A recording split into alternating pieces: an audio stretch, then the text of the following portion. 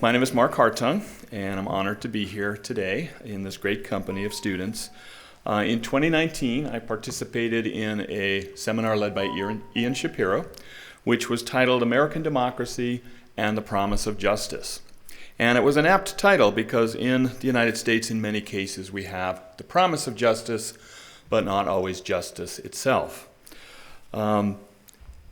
And the problem is not just in the United States, but in many democracies, trying to expand rights and trying to find a way for voters to take the control that they should have and translate that into some level of control that they seem to not have or not want to exercise. Leaving many groups in many democracies trapped in a system of majority rule, where the people who exercise their rights the most tend to accumulate rights at the sometimes expense of others. I had the great fortune to start my career by teaching middle school. And in middle school, students have a very keen developing sense of what is right and what is wrong.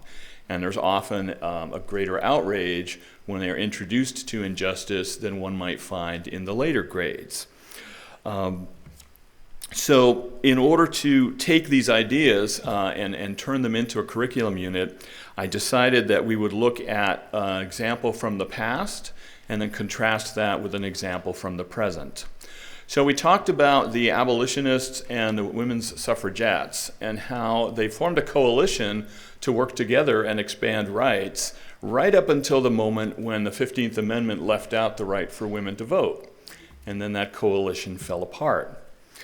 Similarly, in modern society, we have many coalitions that are fighting for rights of the LGBTQ plus community, yet in many cases, rights of transgender individuals are left behind in that struggle. And so my students were able to look at both of those issues and make those comparisons. Students that are in middle school can be very exuberant and excitable, very spirited, and sometimes a little bit silly, and my student was no exception. But this student also stood out because Ajla was also very thoughtful and serious, very inquisitive, and very hopeful for the future.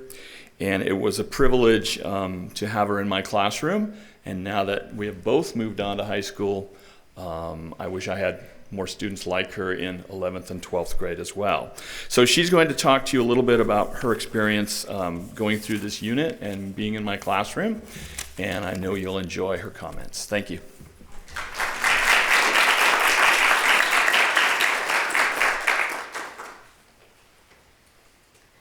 Good morning. I want to start by sincerely thanking everyone for their time this lovely morning. I am Ajla Caikisc, and I attend Abraham Lincoln High School in San José, California as an 11th grader. I had the greatest privilege of attending Mr. Hartung's social studies course way back in the golden days of 8th grade. In comparison to any other class, the curriculum that was made by Mr. Hartung and helped shape by the Y&I program and presented to us provided my classmates and I with a completely unique experience that left me personally with a lasting impression.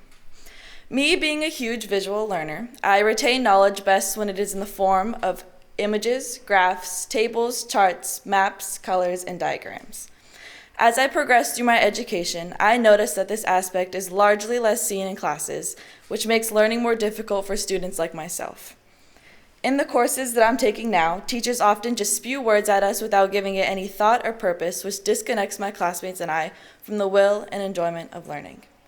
Class periods every day include a piece of paper being given to use where we have to read and summarize a few paragraphs, or if we get lucky, we get a slideshow filled with more words that have no true meaning or connection behind them. But in that 8th grade class with Mr. Hartung, there was a variety of visual and hands-on learning used almost every day.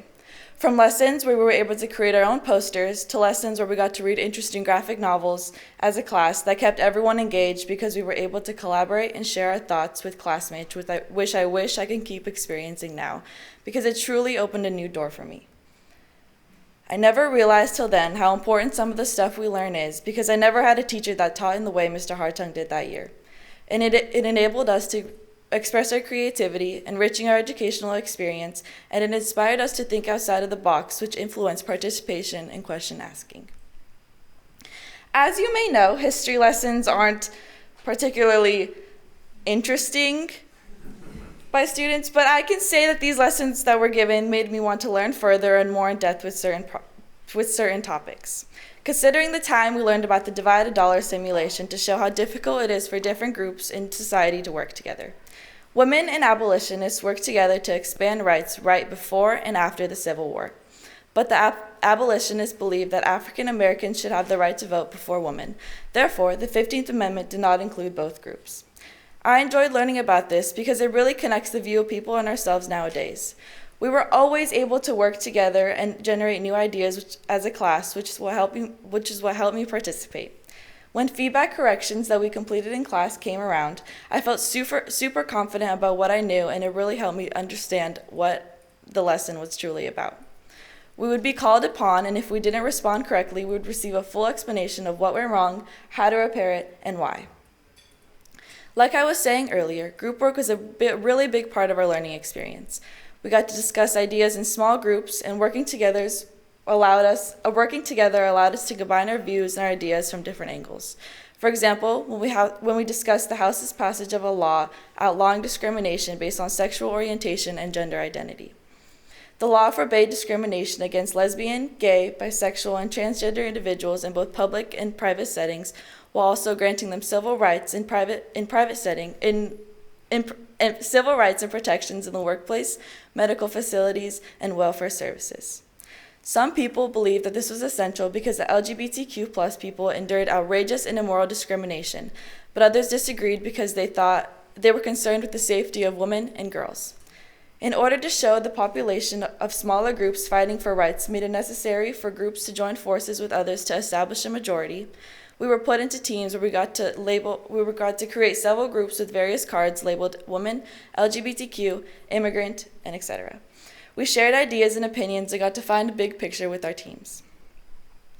I found it interesting to learn about it because it really helped me understand how everything has come together to create laws and amendments that have brought us to where we are now. And it made me realize how significant these issues were to people both then and now, and I think these teachings will be helpful to us throughout our lives. For instance, when we learned about the 14th Amendment, it stated that no state may revoke someone's life, liberty, or property without providing them a fair trial, and that no one could be denied the same protection under the law.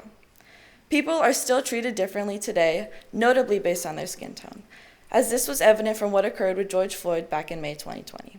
We learned about our rights and when we can stand out for ourselves as the course progressed. I recall reading a graphic book in class for a discussion on the evidence, which was not only entertaining and engaging, but incredibly enlightening.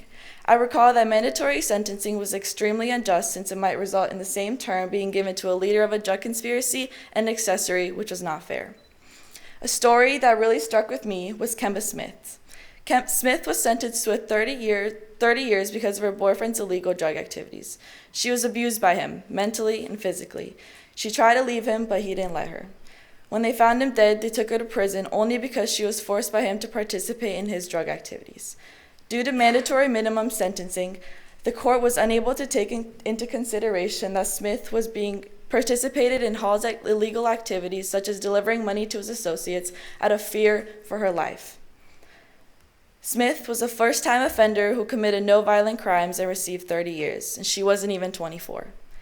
After going through these lessons, I felt more confident in what I stand for as a strong young woman in this generation.